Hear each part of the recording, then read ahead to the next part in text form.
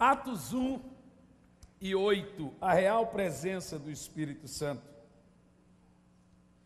Existem tesouros escondidos aqui nesse texto. Nós vamos ler o verso 8 e o verso 9. Diz assim: contudo recebereis poder ao descer sobre vós o Espírito Santo, e sereis minhas testemunhas, tanto em Jerusalém, como em toda a Judéia e Samaria, e até os confins da terra. Tendo dito essas palavras, foi Jesus elevado às alturas, enquanto eles o contemplavam, até que uma nuvem o encobriu à vista deles. Verso 10. E aconteceu que, estando eles com os olhos fixos no céu, enquanto ele subia, surgiram junto deles dois homens vestidos de brancos. Veja você que a Bíblia chama anjo de homens também, viu, gente? Como no livro de Isaías e Ezequiel, quando o Senhor vai falar de Lúcifer, ele fala: és tu o homem que destruía as nações. Porque os homens, o termo homem é para a criação de Deus, né? No verso 11 diz: e que lhes comunicaram: homens galileus, por que estáis contemplando as alturas? Esse Jesus que dentre vós foi elevado, retornará do mesmo modo, como viste subir. Está aqui o termo para parousia: como ele subiu, ele há de retornar. Enquanto os irmãos estavam cantando, eu resolvi meditar nesse texto. Normalmente, eu não trago uma mensagem, eu não venho do hotel, vou pregar essa mensagem. Eu espero o louvor para ver o que Deus está fazendo, e obviamente eu vou lá nos meus sermões, Deus já tem uma mensagem específica para aquele ambiente. São 300 sermões aqui, então eu espero para ver o que Deus está fazendo, e foi isso que realmente tocou profundamente no meu coração. Quando nós falamos da pessoa do Espírito Santo, nós conseguimos falar, mas não conseguimos aplicar. Quantos de nós podemos ensinar o Espírito Santo de uma maneira aplicável e entendível hoje? É raro. Eu literalmente, irmão, respeito quem diz que Deus é a primeira pessoa, Jesus é a segunda e o Espírito Santo é a terceira, mas não penso que existe essa categoria de primeiro, segundo e terceiro. Eu creio que se os três são um só, não pode ser primeiro, segundo e terceiro. Os três são um só.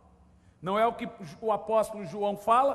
Porque três são os que testificam no céu: o Pai, a Palavra e o Espírito. E os três são primeiro, segundo e terceiro? Não, os três são um.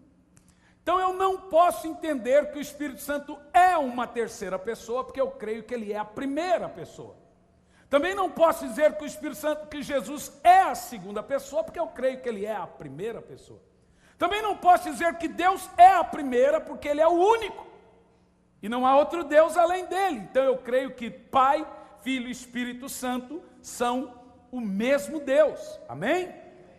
Então eu vou usar a linha que até John Bevere gosta muito de usar, pregando que o Espírito Santo não é uma pessoa inferior, ou uma terceira apenas pessoa, mas sendo então a primeira, a pessoa mais importante, que é a pessoa relacional de Deus.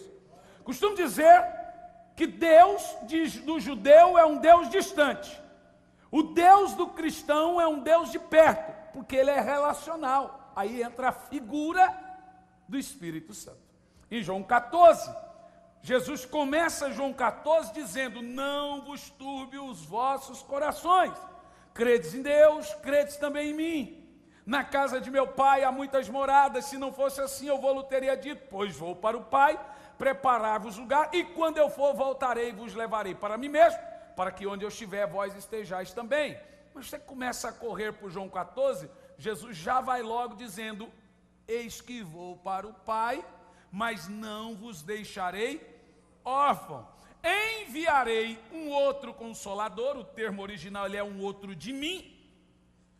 Para que você possa entender isso, você tem que entender o que Jesus está dizendo. Eu falei: aquele que o mundo não conhece, não compreende, porque nunca o viu, mas vós conheceis, compreende, porque viu e ele habita convosco. Tremendo ou não é?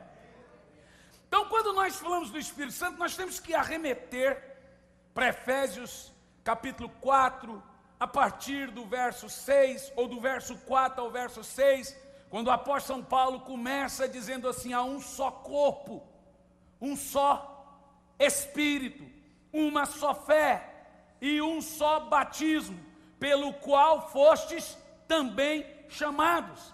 Aí ele vai dizer que há um só Deus e Pai de todos, olha que texto tremendo, o qual é por todos e também é em todos. Agora vamos dizer isso? Por todos, diga sobre todos, por todos e em todos. Diz de novo. Mas Paulo vai começar a dizer um só Espírito e um só corpo. Nesse mesmo texto, um Deus que é sobre, um Deus que é por e um Deus que é em todos. Veja você que ele fala, e ele em nenhum momento ele diz quem é o mais importante, se é Pai, Filho e Espírito Santo. Não existe essa importância. Nós estamos falando do mesmo Deus. Então eu não posso dizer, irmãos, o Espírito Santo é um pouquinho inferior, o outro um pouco inferior. Não tem como fazer isso. Por não compreendermos isso, o Espírito Santo se torna o mais escarnecido, o mais zombado, o mais abandonado na igreja hoje. Eu já vi irmãos dizendo o seguinte: para quem que eu devo orar? Porque se eu oro para Deus, eu penso que Jesus está com ciúmes. Mas se eu oro para Jesus, eu falo, e o Espírito Santo? Então, tem gente que fica nessa crise. Para quem que eu oro? Não vou te dizer como é que você deve orar. A Bíblia ensina que você ora a Deus em nome de Jesus no poder do Espírito Santo. Simples assim. A Deus em nome de Jesus no poder do Espírito Santo. É assim que um crente ora. Não, se você falar Espírito Santo, você está falando com quem? Com Deus. Se você fala em nome de Jesus, você está falando com quem? Se você fala Pai, você está falando com quem? Então nós temos que desmistificar essa ideia de importância na divindade. Nós estamos falando do mesmo Deus. Como que você compreende essa manifestação, essa pessoa do Espírito Santo? Aos olhos dos três estados da água. Uma mesma água, que pode ser sólido, líquido e gasoso, mas tem a mesma essência e estamos falando da mesma água. Percebe o que eu estou dizendo? Agora aqui em Atos capítulo 1, no verso 8, Jesus começa falando de um mapeamento missionário. Isso aqui é interessante, eu estava pregando agora em Verona, na Itália, falando sobre a questão do mapeamento missionário e sobre a crise geográfica de missões. Porque eles começam dizendo no verso 6, Senhor, será neste o tempo que restaurarás o reino a Israel? Isso se dá porque Jesus disse lá em Mateus para os discípulos que o reino será tirado de vocês e dado a um povo que produzirá frutos dignos. O reino foi tirado, os discípulos entenderam, e agora eles estão dizendo, agora o Senhor vai restaurar o reino de Israel. Jesus no verso 7 diz, não vos compete, não é da sua conta saber quando eu vou fazer isso, mas mesmo não sendo da sua conta, eu vou te dizer, vou te dar aqui uma dica, recebereis poder quando o Espírito Santo descer sobre vós. Aí nós vemos aqui o mapeamento missionário e geográfico do mundo. E sereis minhas testemunhas tanto em Jerusalém, como em Judéia e Samaria e até os confins da terra. Obviamente você viaja pelo Brasil, eu prego muito em conferências missionárias e você vê os irmãos no Brasil dizendo, irmãos, vamos até os confins da terra. Eu fico rindo quando eu ouço um negócio desse, porque quando Jesus estava falando isso, ele estava falando na Ásia. O centro geográfico da Bíblia é Jerusalém. Quando a Bíblia fala ao norte, é ao norte de Israel. Quando ela fala ao sul, é ao sul de Israel. Então, quando Jesus fala confins da terra, ele não estava pensando na África, ele não estava pensando na Ásia e nem na Europa. Ele estava pensando aqui. Qual foi o último continente a ser descoberto? Você sabia que há no Chile uma cidade que se chama Cidade do Fim do Mundo? Você sabia que inclusive esse era o nome dado ao Brasil pelos portugueses, fim do mundo ou quinto dos infernos? Você sabia que há no livro do Francisco, o Papa do fim do mundo? Isso explica, como Paulo fala em Romanos 11, 25, que o Evangelho iria chegar até os confins do mundo e voltar para Israel. Veja, o Evangelho começou lá na Ásia, é na Turquia que começou as primeiras igrejas. Dali vai para a Europa e vem vindo, até chegar aos confins da terra. Inclusive, nós estamos hoje no Evangelho dos confins da terra. Então, o mapeamento missionário é assim. Jesus está em Israel dizendo, o Evangelho vai atravessar o Atlântico. Ninguém nem sabia que tinha que atravessar o Atlântico, porque Galileu morreu dizendo isso. Falou, a terra cai lá se você for. Você vai cair. Mas Jesus disse, vai atravessar o Atlântico. E ele está dizendo, então, para você saber quando eu vou voltar, o Espírito Santo vai ser derramado, e quando o Evangelho chegar nos confins da terra e retornar para a Ásia, começa o fim de todas as coisas. Esse é o mapeamento que nós falamos. Todo mundo conhece essa passagem de Atos capítulo 1 e no verso 8. Assim como João 3,16 é uma revelação de 7 características do amor de Deus, Atos 1 e 8 é muito mais profundo do que você dizer, eu vou receber poder do Espírito Santo. Leia de novo aí, agora em voz alta, por favor.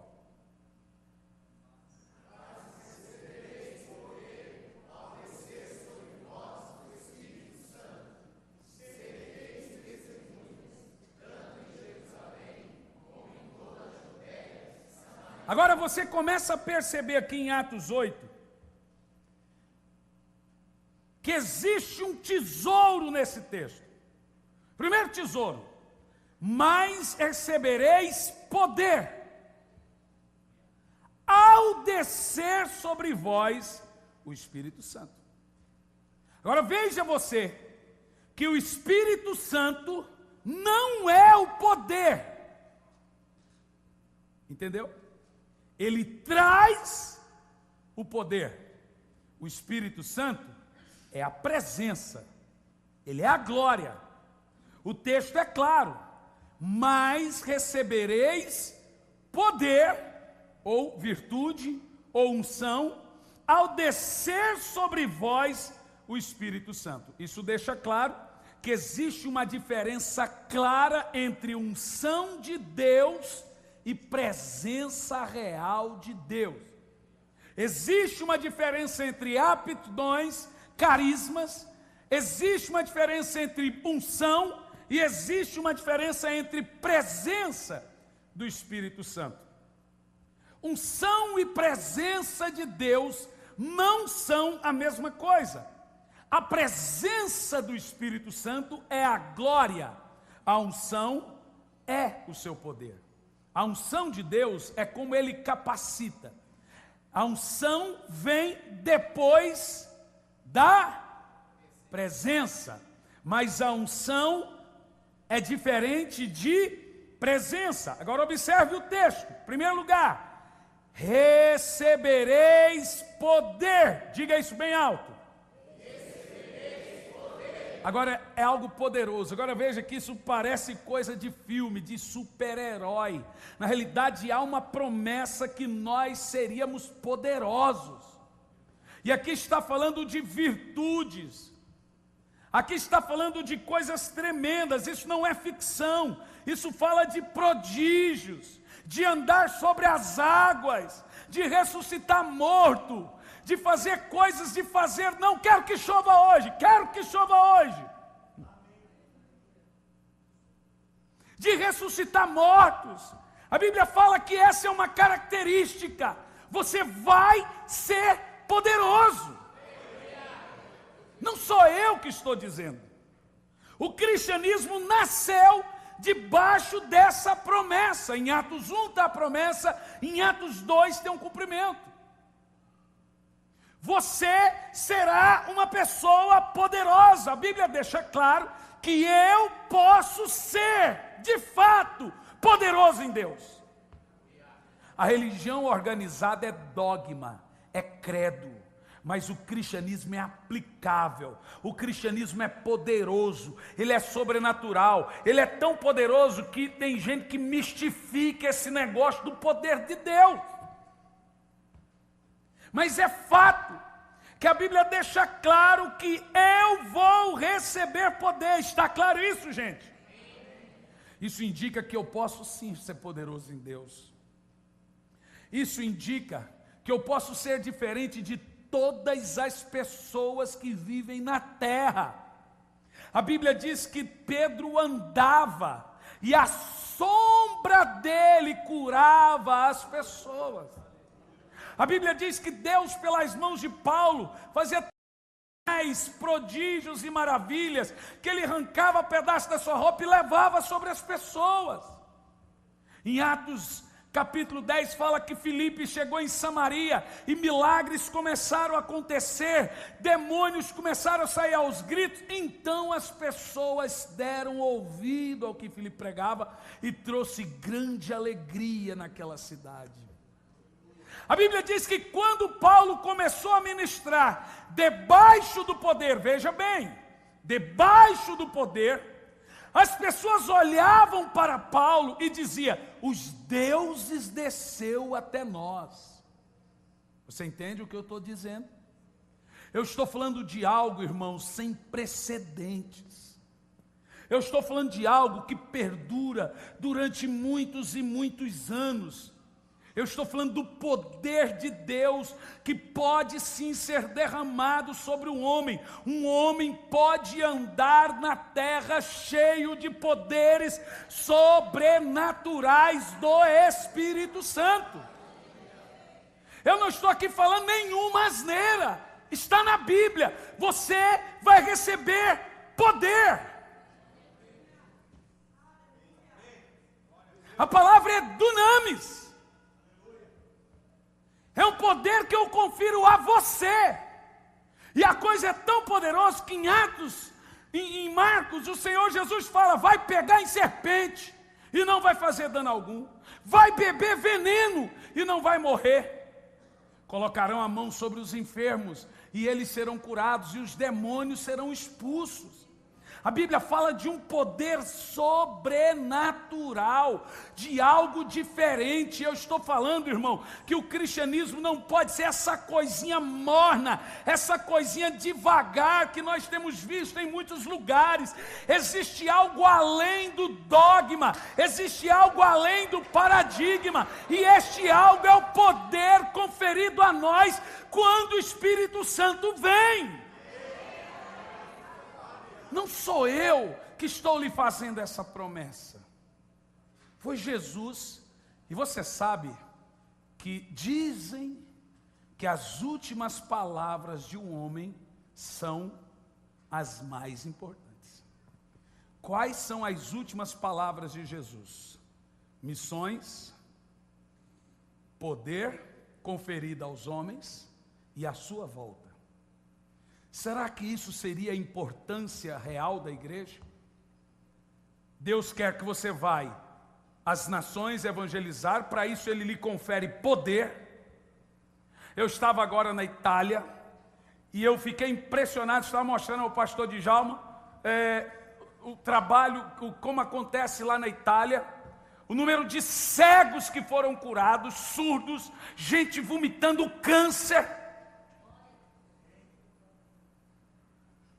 Existe algo nisso que nós precisamos ler e entender que eu não nasci para ser um crentezinho comum. A Bíblia fala de poder e ela não está falando que vai dar poder para anjos, ela está falando que vai dar poder para homens.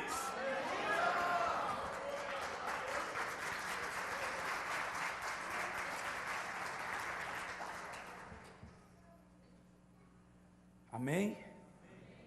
Eu falo de um poder do alto, um mega, ultra e super poder. Charles Finney era um homem tão cheio do poder do alto, ele era tão revestido, que ele conseguiu ganhar 500 mil almas em Nova York no tempo de sua evangelização. Finney andava em seu cavalo, e antes de Finney chegar na cidade onde ele ia pregar, os crentes mais sensíveis na cidade, quando Finney estava uns 50 a 100 quilômetros da cidade, eles começavam a sentir algo diferente. Um já dizia ao outro, tem algo diferente no ar. Outro já dizia, Finney está chegando. John Wesley dizia, a terra ainda está para ver o que Deus pode fazer com um homem cheio do poder de Deus. Irmão, a terra é cheia de pessoas inteligentes, mas é carente de gente cheia do poder do alto. Eu estou falando de algo sobrenatural, de um poder transcendente, de algo impressionante, de algo que transcende a imaginação do homem, que faz a medicina, a cientologia ficar louco, que faz um ateu cair no chão em lágrimas, convertendo-se a Jesus, porque agora aquilo que a medicina disse nunca vai acontecer, começa a acontecer. Mas não apenas isso, o poder transformador de tirar um vírus de dentro de uma pessoa, ou um vício de dentro dela, esse poder só pode ser conferido a nós, porque esse poder ele não vem aprendendo. Você não aprende a ter poder, você precisa de presença para ter esse poder. O texto é claro, presença ou glória, né? A presença de Deus é a glória de Deus. Observa mais uma vez o texto, a parte B agora. O início do texto, recebereis poder ao descer sobre vós o Espírito Santo. Será que você já começa a perceber a diferença? O Espírito Santo é a real presença de Deus. Ele não tem menos importância na divindade. Inclusive, ele é Deus em relacionamento. É como Deus quis se relacionar com o homem. Foi isso que Jeremias disse, o templo de pau e de pedra foi destruído hoje, mas da próxima vez ele será construído no coração dos homens. Paulo chama-nos de templo e morada desse Espírito. O Espírito Santo é Deus vindo. O Espírito Santo é como Deus vem, é a real glória e presença dele. A unção é o seu poder. A unção é os seus carismas, os seus dons. Isso é conferido a todos, mas o Espírito Santo é a manifestação da glória de Deus. É no derramar do Espírito Santo de Deus que sentiremos a sua unção, receberemos o seu poder. Agora perceba bem o que você vai aprender aqui nessa noite. Vamos colocar o texto em ordem transliterada. Diz assim: você só terá meu poder, minha unção, se eu estiver presente. É assim que o texto se lê. Vamos ler isso? Leia. Verso 8, vai lá. Contudo, recebereis poder quando o Espírito Santo vier. Então isso não pode ser comprado. Nós temos até exemplo na Bíblia de pessoas que tentaram comprar esse poder. Então você não aprende isso numa faculdade, numa sala de aula. Você pode ter uma cabeça grande, mas esse poder é dado para pequeno. Percebe o que eu disse? Você não estuda o poder de Deus. Você recebe. Você não estuda de como ser poderoso em Deus. Para você ter o poder de Deus, você tem que atrair Ele. Isso você não aprende. Ele não vai vir. Ele vai derramar o seu poder, a sua unção, se Ele vier. Do contrário, você vai só aprender e ficar ensinando que tem cura, que tem dom, e nunca vai aplicar isso. nem na sua vida ou na vida de ninguém. É somente se o Espírito Santo vier aqui hoje, como ele já está aqui, que nós teremos o seu poder manifesto. Não é só pregar sobre avivamentos e ler livros de quem fez, de quem aconteceu, histórias de Pensacola, de Canadá, de Europa e reformadores. Não é apenas isso. Não é só marcar uma campanha de oração na praça, chamar a igreja para orar apenas, ou pegar um megafone e fazer protestos na rua. Se nós queremos que as coisas mudem, nós temos que atraí-lo. Nós temos que chamá-lo. Nós temos que ter fome. Há um texto em Isaías 44 que me deixa abismado. Derramarei água sobre os sedentos. Veja você, que Deus só pode dar algo para quem tem fome de algo. Antes de você querer ter, antes de você ter, você tem que querer ter. Antes de você orar, você tem que querer orar. Charles Finney dizia que quando o espírito de oração saía dele, a sua mensagem ficava como a de qualquer um outro pregador. Então ele começava a orar, a jejuar, para que aquele espírito de oração retornasse, e ele começasse, antes de orar muito, ter vontade de orar muito. Estou preparando um sermão, preguei recentemente na igreja, como conhecer a vontade de Deus, baseado em Romanos 12, primeiro, que a maioria de nós não conhecemos a vontade de Deus, não sabemos se estamos fazendo a vontade de Deus. E preguei essa mensagem, está lá, a vontade de Deus, boa, agradável e perfeita, está escrito lá, né? Isso é muito claro. Primeiro, você se apresenta, apresentei o seu corpo em sacrifício santo e agradável a Deus, para que então experimenteis a boa vontade do Senhor. O texto é claro, como que você vai conhecer a vontade de Deus? Tendo um estilo de vida que o agrade. Mas conhecer a vontade de Deus está escrito ali. Mas Davi sabia a vontade de Deus, mas não conseguia praticá-la.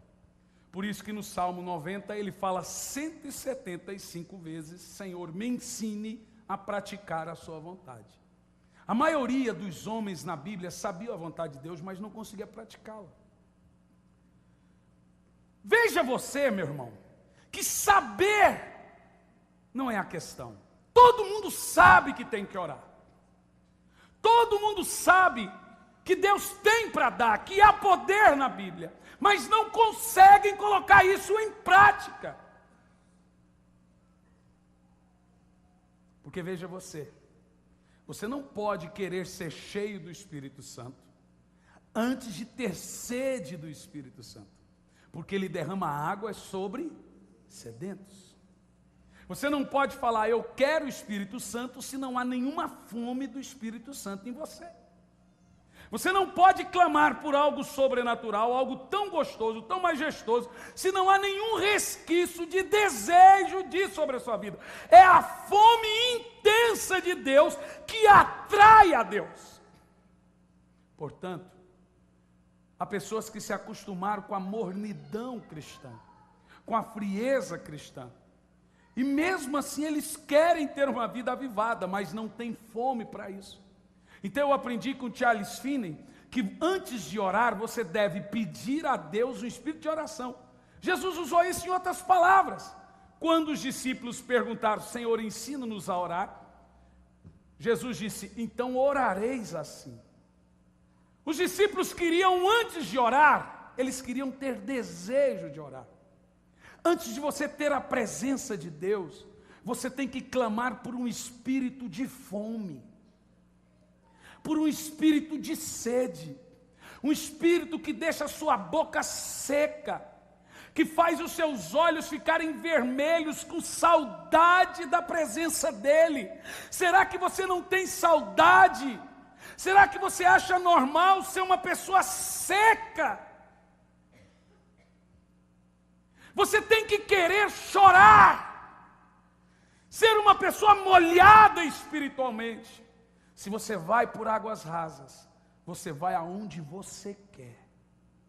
Mas se você vai em águas profundas, é o rio que te leva. Quem tem guiado a sua vida? Você tem feito o que quer ou você tem feito o que Deus quer? Você tem ido em águas mais fundas?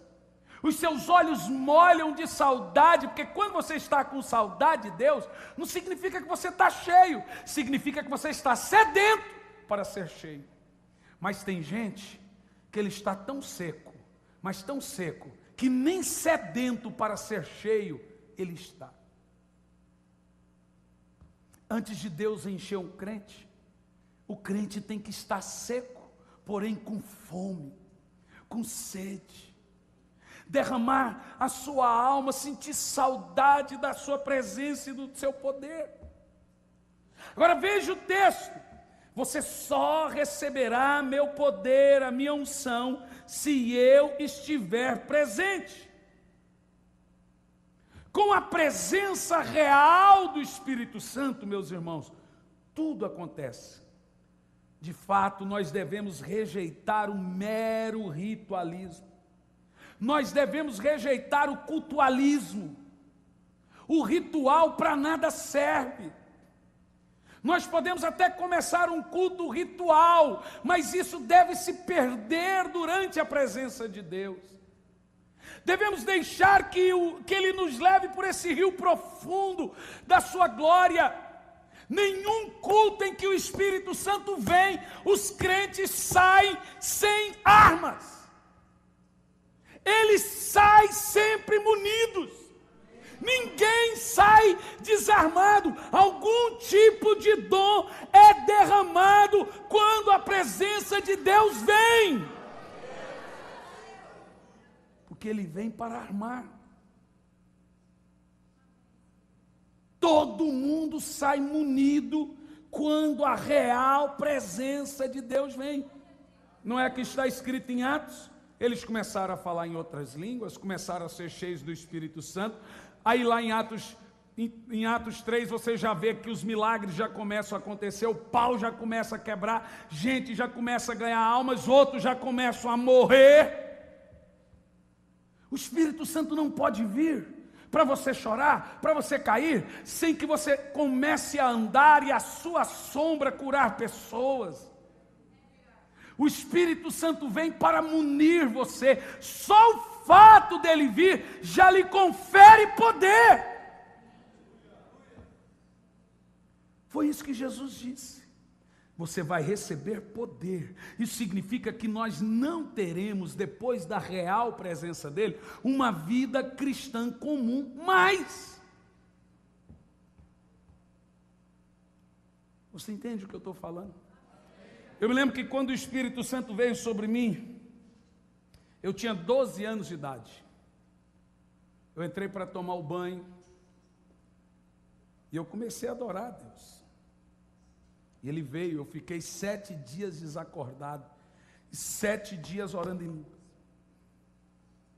Eu não falava em nenhuma outra língua, deixava eu deitado, as pessoas chegavam, eu estava desacordado, mas a boca falando em língua. 7 dias. O primeiro milagre que aconteceu foi em Palmeiras de Goiás. Depois dos 7 dias, eu tinha 14 para 15 anos de idade. Depois desse período, eu fui no interior do estado de Goiás. Ali havia uma mulher com câncer. Eu era gago, eu falava tudo errado. Eu falava zóis, unhas, ouvidos, orelha. Mas havia algo diferente agora. O Espírito Santo não pode vir sobre você e você continuar sem uma vida munida. Ele fornece armas, algum dom, eu não sei qual, vem sobre o crente que repousou sobre ele a real presença de Deus.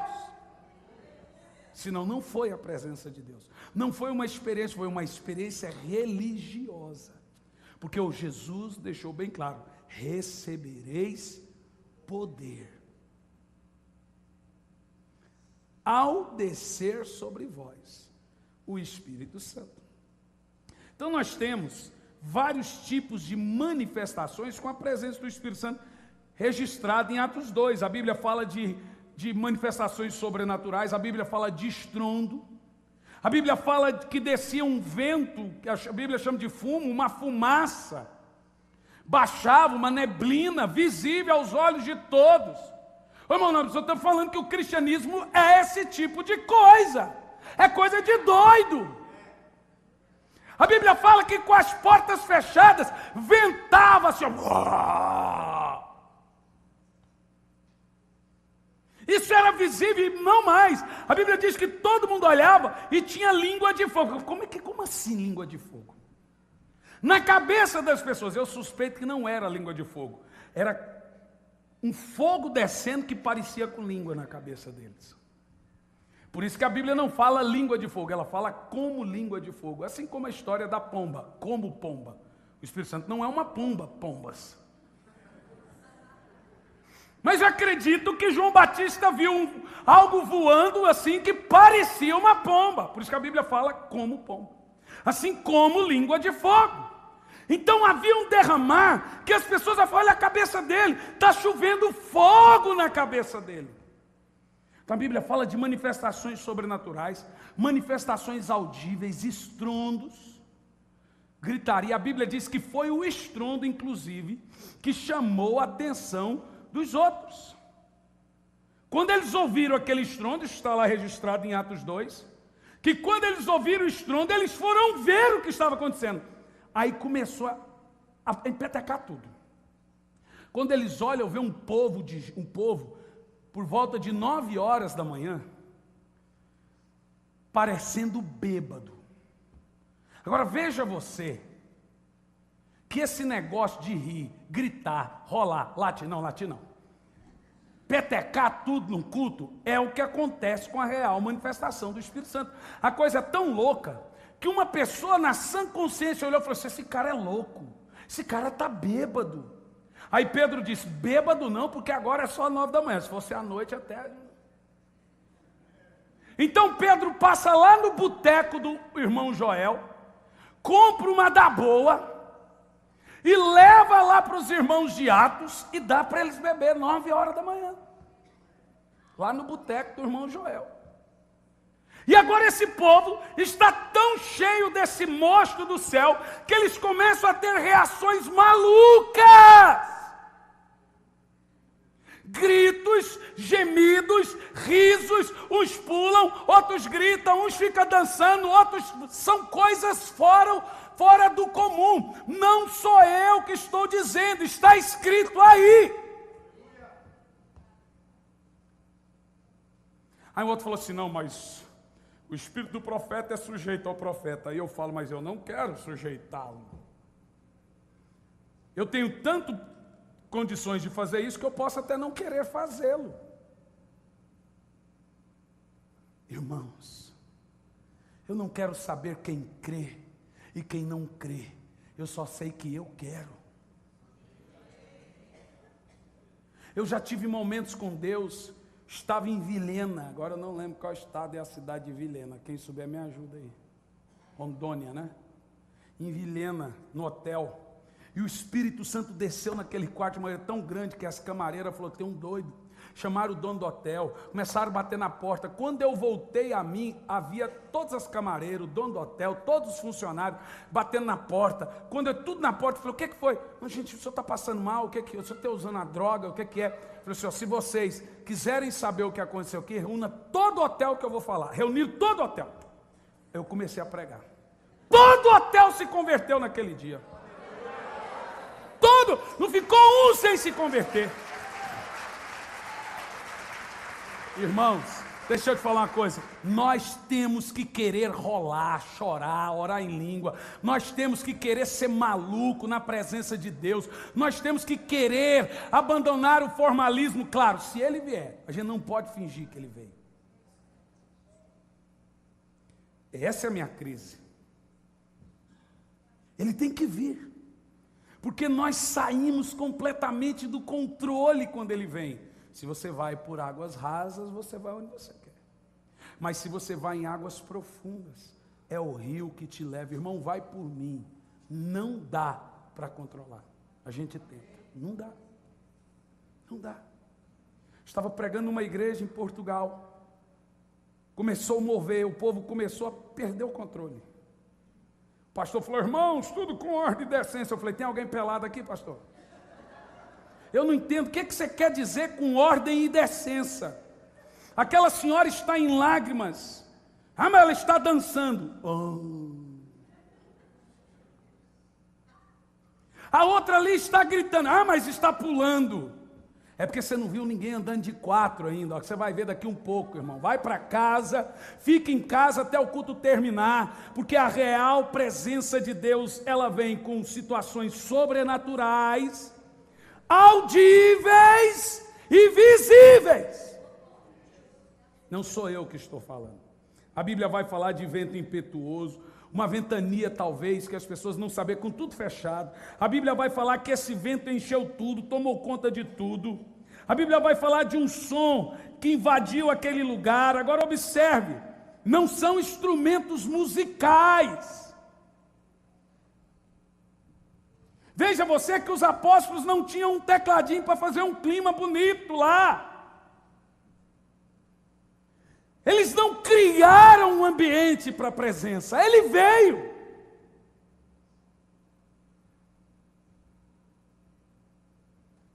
Ele simplesmente veio. Eles não tinham nada, irmãos, para motivá-los a chorar. Eles simplesmente começaram a sentir a sua presença. Eles simplesmente começaram a sentir que aquela promessa de João 14 estava se cumprindo, que a promessa de Joel estava se cumprindo. Não tinha uma trilha sonora, não tinha um jogo de luz, um gelo seco. Vamos produzir uma fumaça. Eu não tenho nada contra, deixar claro. Lá na igreja, no culto de jovem, o pau quebra, não tem nada contra. Eu estou dizendo que naquela época teve jogo de luz, teve gelo seco e teve tudo e não existia. As coisas aconteciam visivelmente, audivelmente e de uma maneira sobrenatural. Que som era esse? Era o Espírito Santo que estava ali fazendo aquele barulho. O Espírito Santo estava dizendo: eu cheguei. Eu estou na terra. E eu quero dizer para essa igreja aqui em São Paulo, irmãos, olhe para mim. O Espírito Santo ainda está na terra. Meu Deus, isso é mais forte que você possa imaginar. Eu estou dizendo que nós estamos vivendo a pior geração pecaminosa de todos os tempos, a pior era de todas, o pior nível de pecado, mas o Espírito Santo ainda está aqui, e Ele está aqui nessa noite, aqui, agora!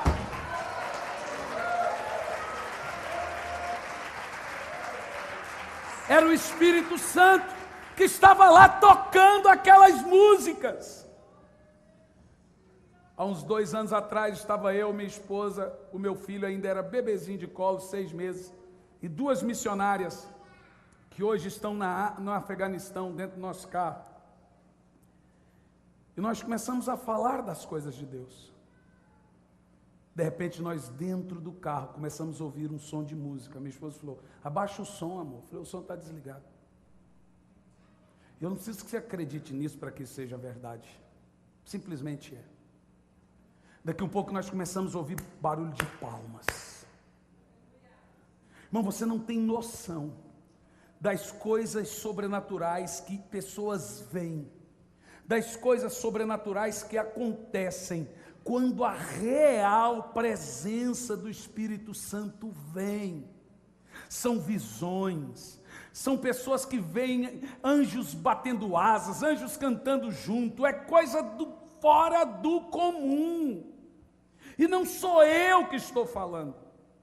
Esse negócio de anjo aparecer para crente está na Bíblia. A Bíblia diz que um anjo apareceu para o homem e disse: manda chamar Pedro, porque Pedro vai pregar uma mensagem pelo meio de qual você vai ser salvo. Um anjo apareceu. Por que anjo aparece em Atos e não pode aparecer para você? Aqueles que dobram os joelhos para orar recebem sim visitas de anjos. Vai acontecer de você estar de joelhos e um anjo aparecer e você ver. um anjo. Em 24 de setembro de 2011, eu estava no meu tempo com Deus em São Luís do Maranhão. Bateu na porta. Quando eu abri a porta, um homem entrou e sentou na cama. Eu falei, ó, que doido. Falei, eu abro a porta do hotel, o cara entra e senta na cama. Quando eu fui até esse homem para brigar, olhei no seu rosto. Eu caí no chão. Era o próprio Cristo ali, teofanizado em uma forma. E sabe o que ele me disse? Eu vim passar o seu aniversário com você. Então entenda, enquanto você rejeitar a possibilidade do sobrenatural, da real manifestação de Deus, você não vai ter experiências. Comece a clamar pela presença dEle, que você vai ver anjos, você vai ver a glória de Deus, Jesus vai tomar formas corpóreas e vai se apresentar a você, porque isso acontece na Bíblia, na igreja primitiva, e acontece na igreja do Senhor Jesus. E veja você, que eu não estou perguntando quem crê.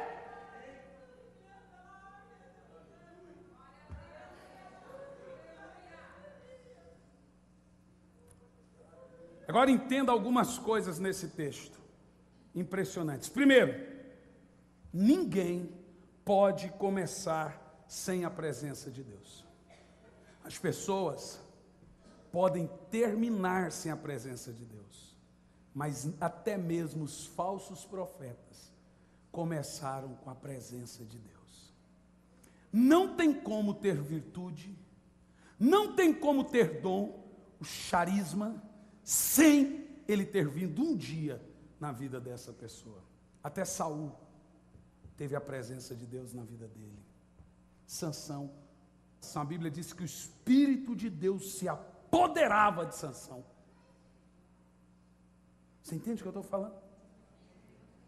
Então a pessoa pode gritar, a pessoa pode fazer algo parecido com unção, pode chorar, ter um ritual, mas se ele não vier, o poder não vem.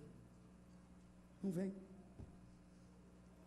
Se ele vier, tem que ter manifestações. Pessoas, eu não sei quais. Eu não sei quais. Eu só sei dizer que quando ele vem de fato, é um escândalo total. Eu mesmo já me escandalizei em muitos lugares onde, como assim? Como assim? Olha o que esse homem está fazendo. Esse ali está rindo, não para de rir, parece um cachaceiro. Mas era exatamente isso que falavam dos homens cheios do Espírito Santo lá em Atos 2. Estão bêbados, estão fora de si, descontrolados. Isso é espiritismo, é macumba, chama de tudo. E aí, você está preocupado com isso? Então, aonde o Espírito Santo está, nós vamos ver pessoas batizadas em lágrimas, em risos, em gritos, em danças.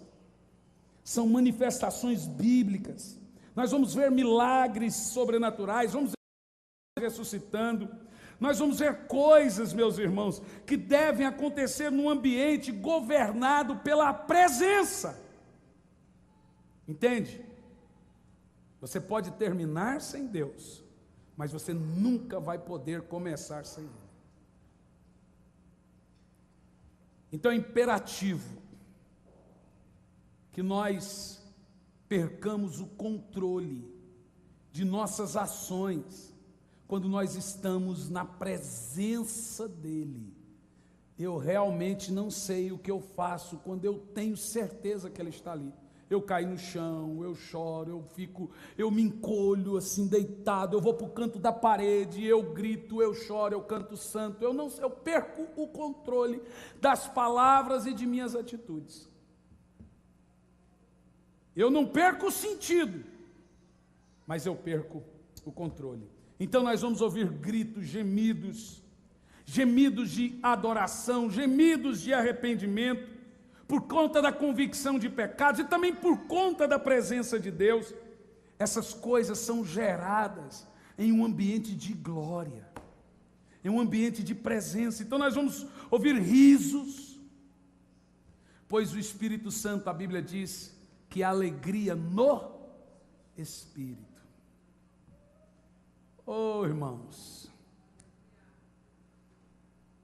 eu já me peguei rindo sozinho dentro de avião. Eu estava no voo da TAM, indo pregar na igreja Videira em Goiânia. E eu falei assim, que hora, né, Senhor? Irmão, veio a comissária, esse moço está passando mal. Eu ria e chorava ao mesmo tempo, dentro do avião. Íamos realizar uma grande conferência em Goiânia, eu, o David Kille e o pastor Cirilo. E eu estava dentro do avião falando, clamando, falando, Senhor, não me deixe subir sem a tua presença. E aí veio uma voz de mim, você me quer realmente? O quanto? Eu falei, eu te quero de qualquer maneira. E se for agora? Eu falei, agora? Eu falei, mas agora? Não, você quer ou não quer? Você tem vergonha da minha presença? Porque os crentes primitivos não tinham. Chamava eles de bêbados, de embriagados, na frente de todos, eles não tinham vergonha nem de morrer. Falei, tá, fala o que só quiser, cai a casa, estou nem aí. Não foi uma coisa muito louca. Eu não sei se isso aconteceria de novo, mas foi uma coisa fora do comum dentro daquele avião. Aí você começa a ouvir assim, fanático, está drogado, doido da cabeça, está bêbado, esse cara é psicótico.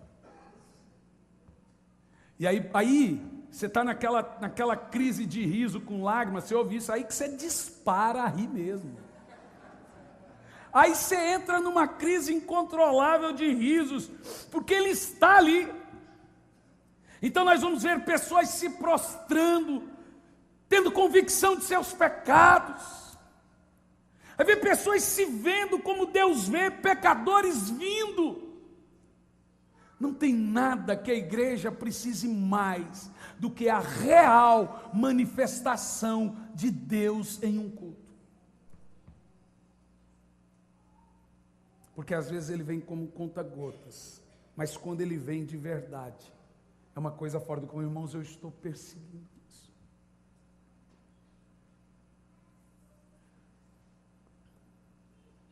E o Senhor não vem porque somos melhores. Moisés, um assassino. Davi, um assassino. Paulo, um assassino.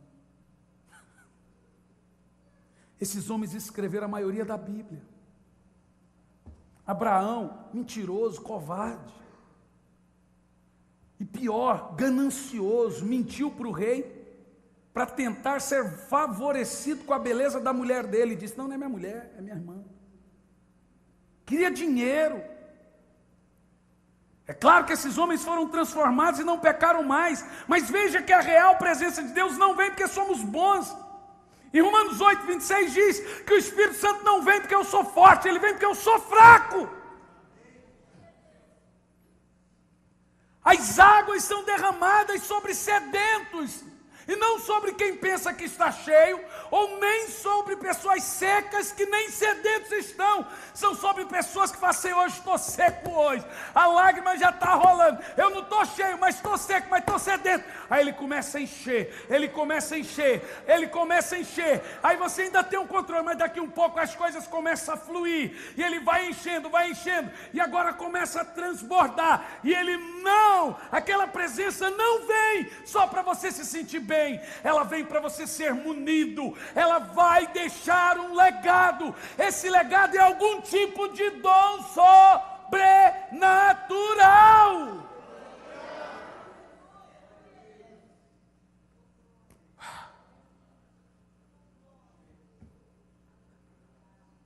Vem ministrar comigo. Não sou eu que estou falando. Agora veja bem.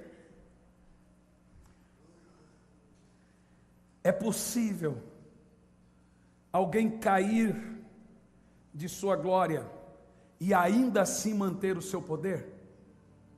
O que vocês acham? É possível alguém perder a presença, mas manter o poder?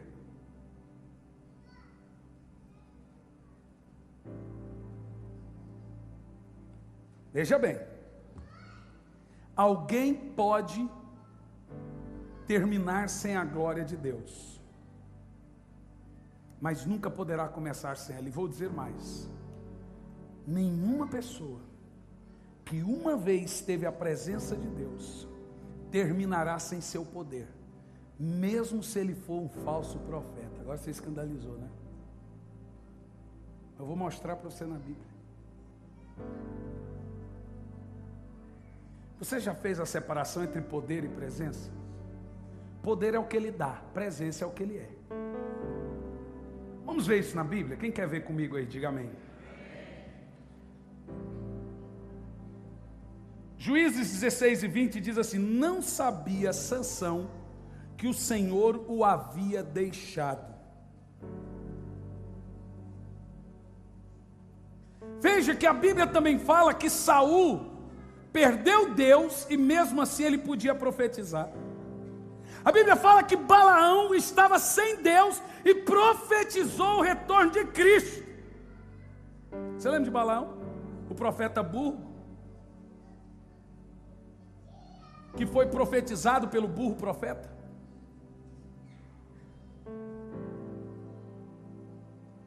Todos esses homens começaram com a presença, porque sem presença não tem poder. Mas agora eles estão terminando sem a presença, mas mantendo o poder. Agora veja bem, abra sua Bíblia em Lucas 9, verso 1, do 2 ao 6. Você vai entender aonde está o tesouro agora, irmãos. Que pode parecer que o pastor Hernandes está fazendo apologia só por dom e poder, não é? De fato isso vem, mas não é nada disso.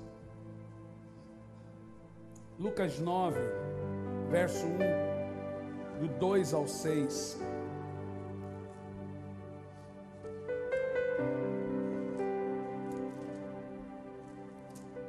Diz assim: havendo Jesus convocado os 12, concedeu-lhes poder e completa autoridade para expulsar os demônios, assim como para realizarem curas.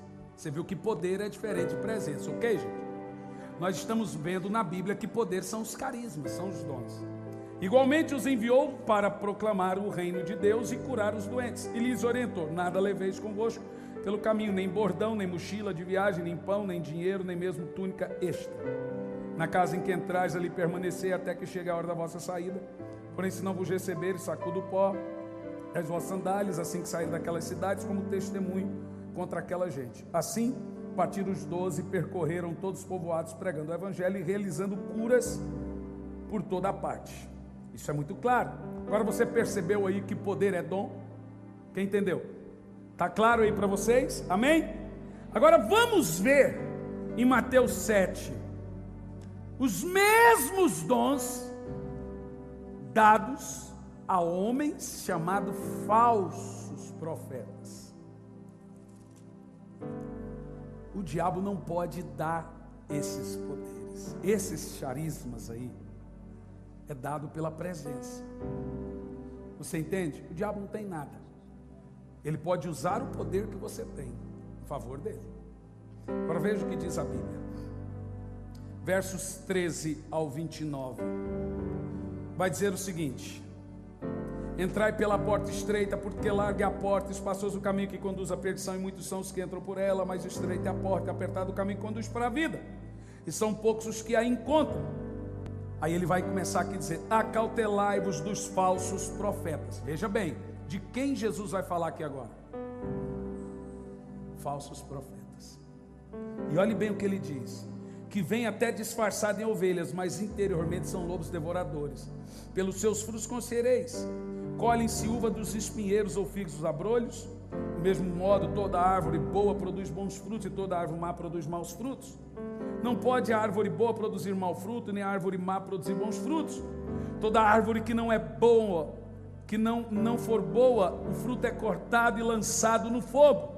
Portanto, pelos seus frutos conhecereis. Nem todo que me diz Senhor, Senhor, entrará no reino dos céus, mas aquele que faz a vontade do meu Pai que está nos céus. Muitos me dirão naquele dia: Senhor, olha os dons que Jesus deu, não profetizamos nós em teu nome? Em teu nome não expulsamos demônios? Em teu nome não fizemos muitos milagres? Então ele lhe dirá abertamente: nunca vos conheci, apartai-vos de mim. Agora olhe para mim. Em nenhum momento Jesus disse: vocês nunca fizeram isso no meu nome. Em nenhum momento Jesus fala: é mentira, a cura que vocês fizeram foi do diabo. Em nenhum momento também esses homens dizem: tentamos curar ou profetizar. Eles realmente fizeram isso. E esse poder é dado pelo Espírito.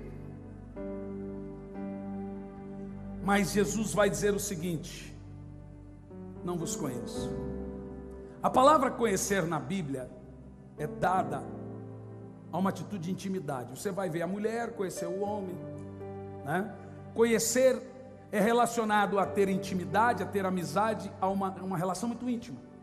Quando Jesus fala para esses homens que têm poder, mas estavam satisfeitos com o poder e sem a sua presença, ele diz: eu não te conheço. Sabe o que ele está dizendo? Nunca tive um relacionamento íntimo e pessoal contigo. Não sei quem é você. Sabe o que eu aprendo com isso, irmãos? Observe essas coisas aqui. Primeiro, Jesus chama esses indivíduos cheios do poder do Espírito Santo. Veja você, que você pode ouvir um falso profeta e chorar ao ouvi-lo. Você pode ouvir um falso profeta e dizer: este homem é cheio do poder de Deus. E de fato, ele é cheio do poder de Deus. Escute o que eu estou dizendo. De fato, a maioria dos falsos profetas são cheios do poder de Deus. O segredo não é o poder.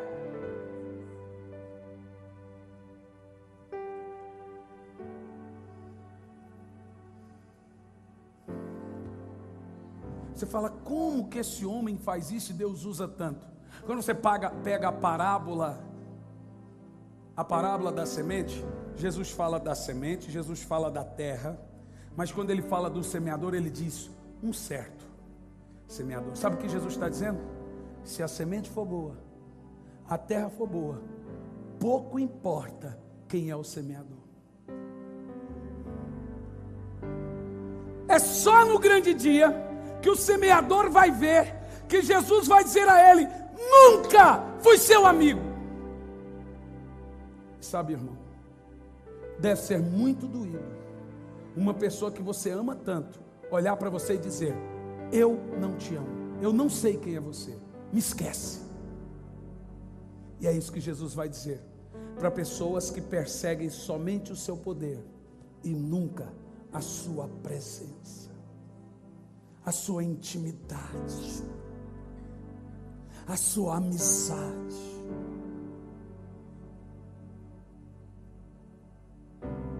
São homens de uma coisa só: habitar na tua presença, na tua casa para sempre. Pessoas de uma única coisa. Isso me ensina que Deus quer você, não seu dom. Isso me ensina que não é só você que tem que ter saudade de Deus, é Ele que também tem saudade de você. E a saudade que Deus tem por relacionar-se, por um relacionamento íntimo, é tão grande que Ele vai se irar com pessoas que nunca se preocuparam com a sua real manifestação e presença. Então o segredo aqui não é poder. O segredo aqui é a presença.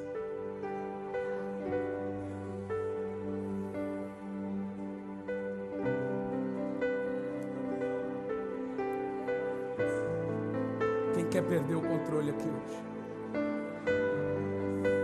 Eu não vou dizer o que você tem que fazer. Eu não vou subjetivar.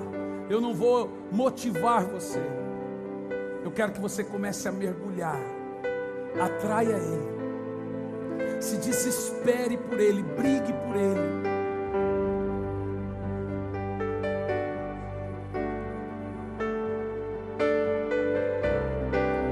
Eu quero Ele, eu quero Ele.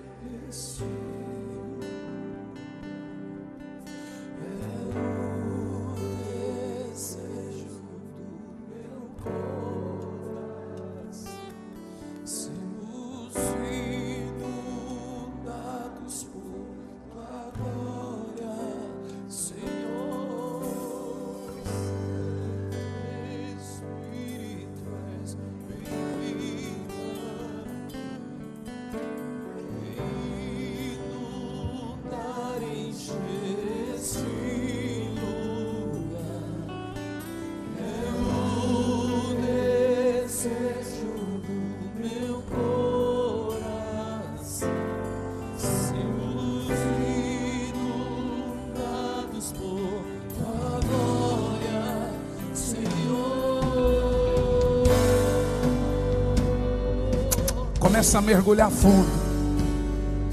O Espírito Santo vai vir para deixar um legado aqui nessa noite.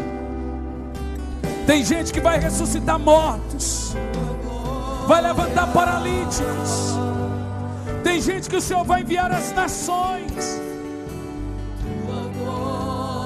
Chama a presença dEle agora. Se desespere. Santo Espírito, és bem-vindo aqui. Vem inundar, encher esse lugar. É o desejo do meu coração. Jesus, inundados por tua glória, Senhor.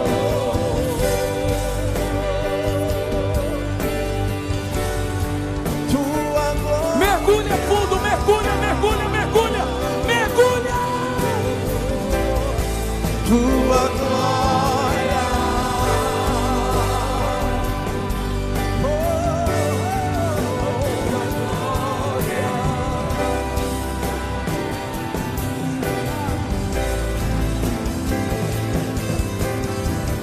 vamos provar quão é tua presença.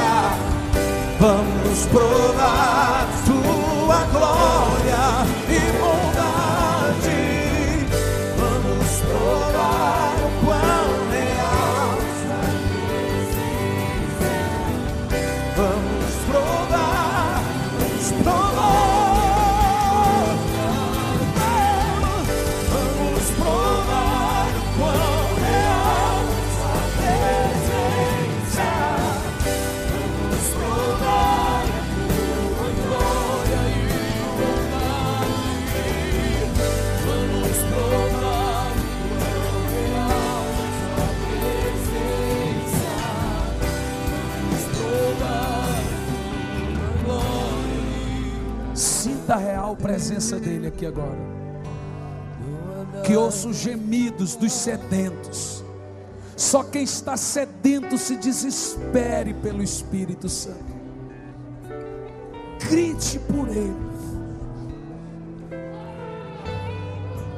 Não há nada igual, não há nada melhor. Dance, chore, sorria. A que Faça o que se o Espírito lhe compara. apressar agora. Tua presença viva. Mas há um DNA sendo derramado aqui agora.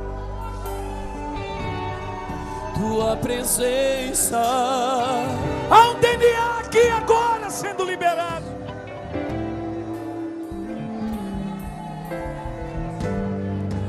eu provei e vi É. o mais doce amor que liberta o meu Sai do ser. formalismo, entra no nível profundo A agora. vergonha desfaz. Se entregue nesse nível. Tua presença, Ele está aqui. Toque nele não há agora. nada igual, não há nada igual, Olha ele aí. não há nada Djalma, dá para melhor. tocar. É muito forte o que está acontecendo Se aqui. compara, Desde o início do culto ele está aqui. esperança viva. Você consegue sentir o cheiro dele? Eu já estou sentindo. Você pode sentir? Eu estou sentindo. Eu estou sentindo o cheiro.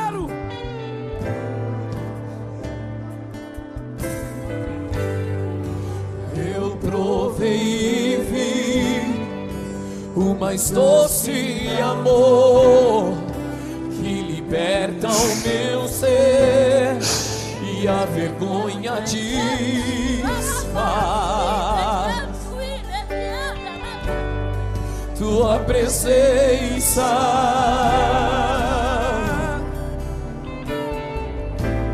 Santo Espírito, Ele está mudando paradigmas. Espírito, Ele está entregando algo a você agora. Você está perseguindo isso há anos. E Ele tirou esse dia para dar. desejo do meu coração. Sermos inundados por tua glória, Senhor. Santo Espírito, és bem-vindo. Fale com os anjos. Abra sua boca. É o desejo do meu coração. Sermos inundados por tua glória, Senhor. Corra para a presença dele. Cumprimente o Espírito Santo agora, igreja. Ele está aqui. Saúde a ele.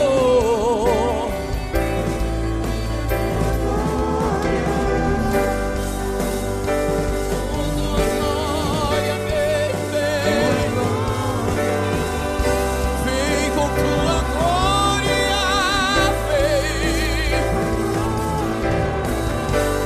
Enche este lugar com tua glória.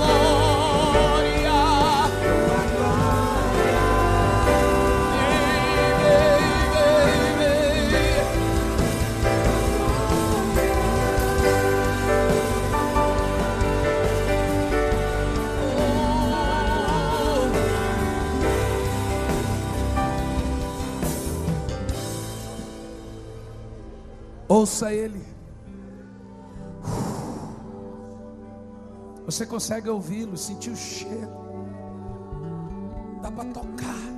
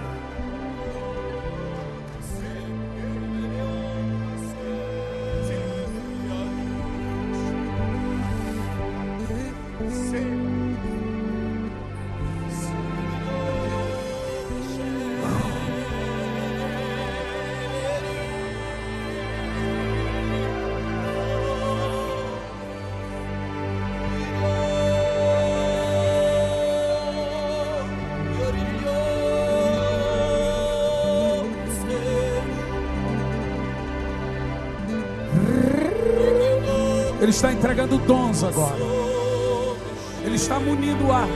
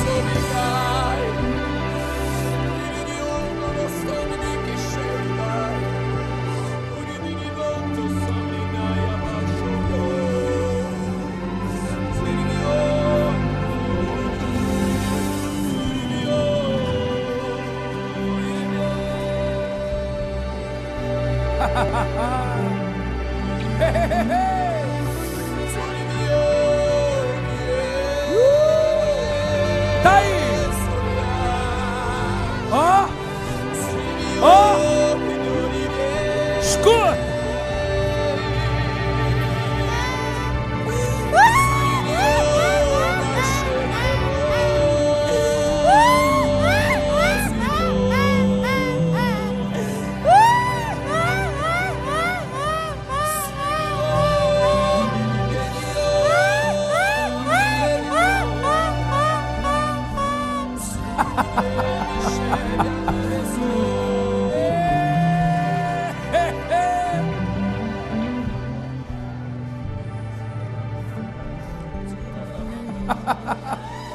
Olha o vinho. É hora de beber.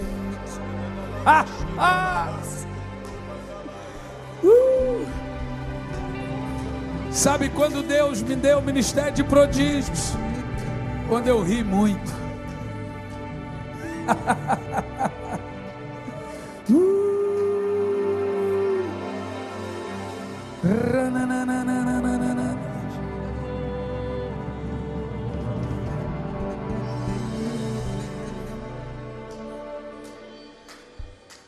Deus vai dar o que você está perseguindo. Ele te dá agora. Você é apaixonado. Ele me disse isso.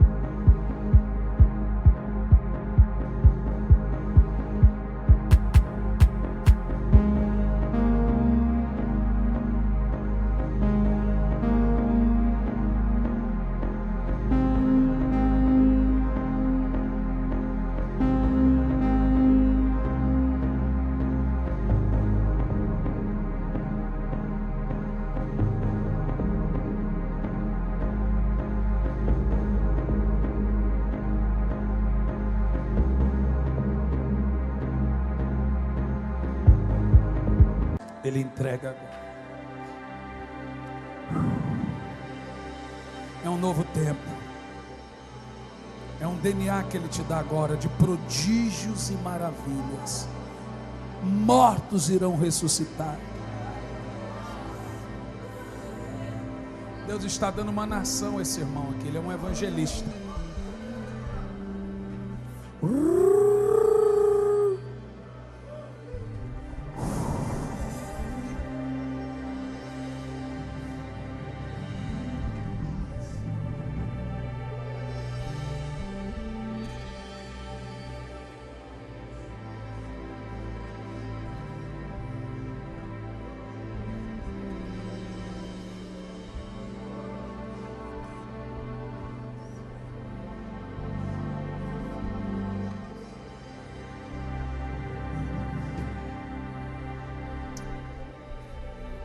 Deixe-me dizer uma coisa a você. Olhe para mim. Amanhã eu quero ministrar algo aqui. que normalmente a gente chama de transferência de unção. Você lembra quando isso foi ministrado lá no Zadok? Você sabe o que é transferência de unção?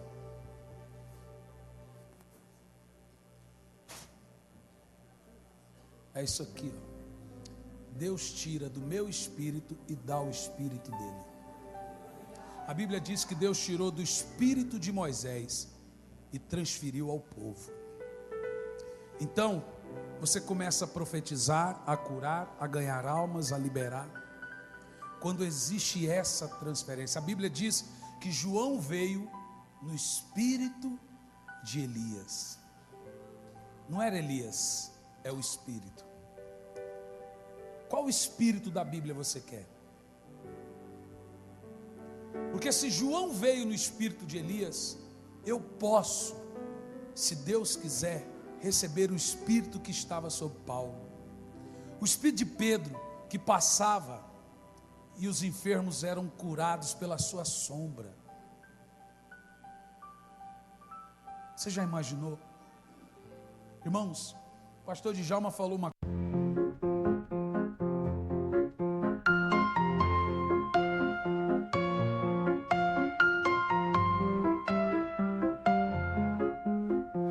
Dancing in the night, lost in rhythm tight, heartbeats take the flight, love sparks ignite, stars above us shine, euphoric feelings climb, held in beats of time, harmony so fine, symphony of love in the sky above.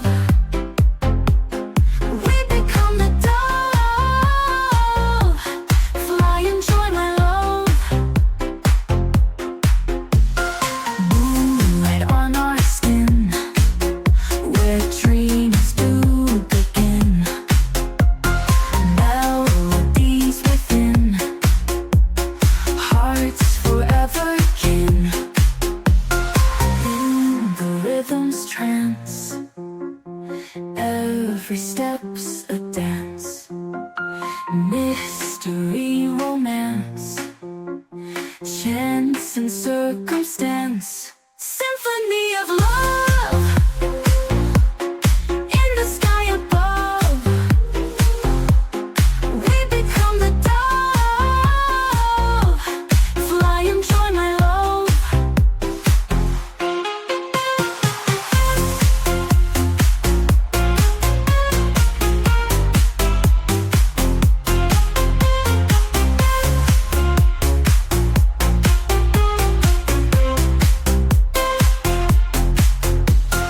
In the rhythm's trance, every step's a dance, mystery, romance, chance and circumstance, symphony of love in the sky above. We become the dove, fly and join my love.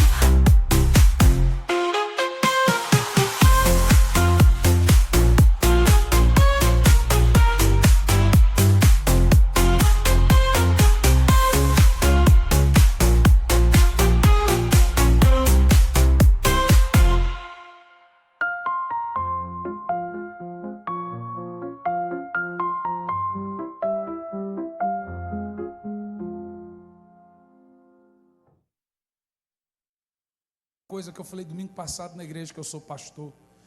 Eu estou numa situação, uma expectativa, parece que tem algo vindo, não sei explicar, mas aquele cheiro da chuva que você falou, tem algo vindo na nossa direção, porque o avivamento só vem em época de crise, e nós estamos na época do grande avivamento.